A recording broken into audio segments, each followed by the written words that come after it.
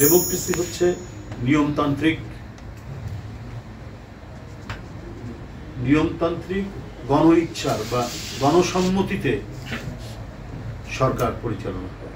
প্রত্যেকটি ক্ষেত্রে নির্বাচিত সরকার জনগণের কাছে জবাব দিতে হবে, এটাই হচ্ছে নিয়ম।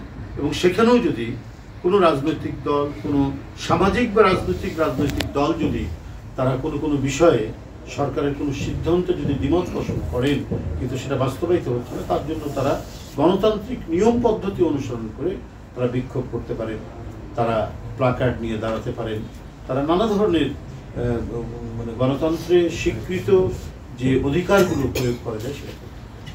কিন্তু যদি এই ধরনের গণতান্ত্রিক প্রথা পদ্ধতির জায়গায় উচ্ছৃঙ্খল জনতাতন্ত্র যদি চলে আসে, অর্থাৎ মবক্রেসি যদি চলে আসে, ডেমোক্রেসির জায়গায় মবক্রেসি যদি প্রাধান্য পায়, তাহলে কিন্তু গণতন্ত্রের আত্মা পরিপুষ্ট হবে না, গণতন্ত্রের আত্মা কিন্তু শুকিয়ে যাবে।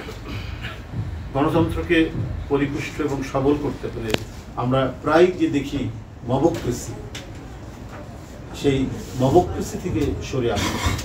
এবং যারা গণতান্ত্রিক আন্দোলনে নেতৃত্ব দিয়েছেন জীবনের ঝুঁকি নিয়ে এবং এই গণতান্ত্রিক আন্দোলনকে বিজয়ের পথে নিয়ে আসতে আজকে এত অসংখ্য ছাত্র জনতা যে আত্মদান করলেন, রক্ত ঝরালেন, 25 থেকে 30 হাজার ছাত্র, যুবক, শ্রমিক এরা যে আহত হলেন, তো এগুলো কিন্তু সব ব্যর্থ হয়ে যাবে যদি আমরা শৃঙ্খলার মধ্যে যদি আমরা নিয়ে না আসি।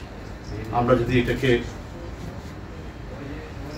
একটা নিয়মতান্ত্রিক পদ্ধতির দিকে এগিয়ে না নিয়ে যাই এবং সব কিছুই মানে আমার পথেই বেশি ঝোল ঢালতে হবে, এই নীতি, এই পলিসি থাকলে মানে কখনোই গণতন্ত্র ফলপ্রসূ হবে না এবং গণতন্ত্রের যে টিকে থাকা, দীর্ঘদিন টিকে থাকা, সেটাও নিশ্চিত হবে। সেই জন্য আমাদেরকে প্রকৃত গণতন্ত্রের যে স্পিরিট, সেই স্পিরিট লালন করে মবক্রেসি থেকে আমাদের সরে আসতে হবে।